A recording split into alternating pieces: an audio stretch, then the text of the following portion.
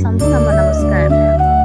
आज मैले आमा कविता लिएर आएको छु। जुन कविता मैले सामाजिक सञ्जाल फेसबुकबाट पावर गरेको थिएँ। यो कविता मलाई एकदमै राम्रो लाग्यो र यहाँहरूले पनि मन पराउनु हुनेछ भन्ने आशा गरेको छु।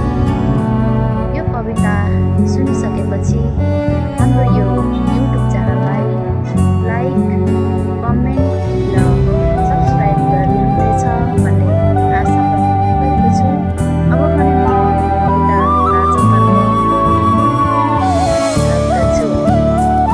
आमा, धेरै दुःख पाएँ आमा, धेरै दुःख पाएँ आमा, तिम्रो काख छोडेदेखि। भण्डार खानु खाएँ आमा, तिम्रो काख छोडेदेखि। भण्डार खानु खाएँ आमा, तिम्रो काख छोडेदेखि। तिमी बिना एक्लो थिएँ, तिमी बिना एक्लो थिएँ, खुसी कहाँ मिल्छ भन्दै चारै दिशा धाएँ आमा, तिम्रो काख छोडेदेखि। चारै दिशा धाएँ आमा, तिम्रो काख छोडेदेखि।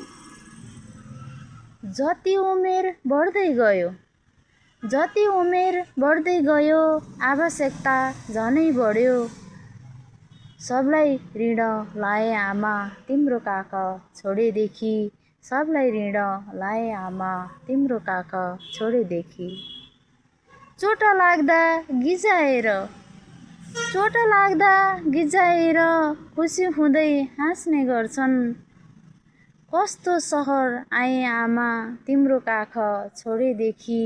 कस्तो सहर आएँ आमा, तिम्रो काख छोडेदेखि। धन्यवाद।